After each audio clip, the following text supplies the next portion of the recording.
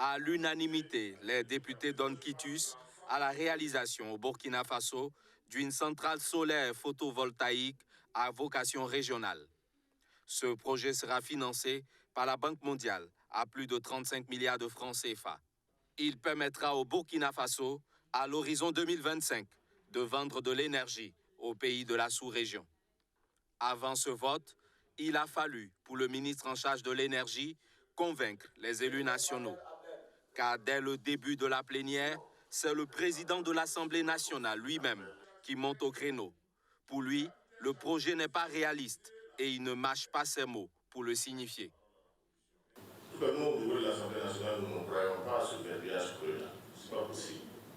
Exporter de l'électricité en 2025, c'est bien, vous avez de l'ambition pour votre pays, mais ce que nous vous demandons en tant qu'élus nationaux, faites en sorte que les Burkinabés puissent avoir de l'électricité en tout temps et à tout moment.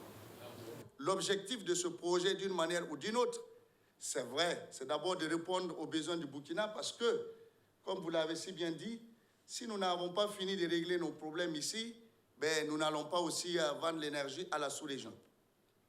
Mais, dans le cadre de ce projet, je pense que le Burkina gagnerait à investir massivement dans ce sens-là pour pouvoir bénéficier de ce marché sous-régional. Le ministre en charge de l'énergie va plus loin et explique que tout est mis en place pour le recyclage des panneaux solaires. C'est pour cela que nous avons encouragé, et ça c'est dans le programme présidentiel, la mise en place de 2 unités d'assemblage au niveau du Burkina Faso.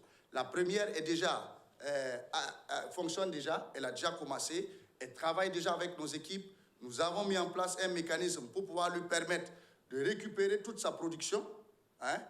Et la deuxième unité d'assemblage est en train de se mettre en place aussi.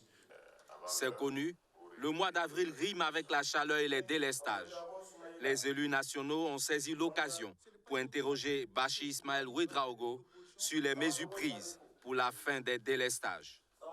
Si ça coupe, on fait tout pour que le temps là soit vraiment réduit au maximum. Ça, vraiment, on travaille à cela. Mais je profite aussi de m'excuser parce que c'est la période difficile où vraiment il fait chaud, les nerfs sont à fleur de peau.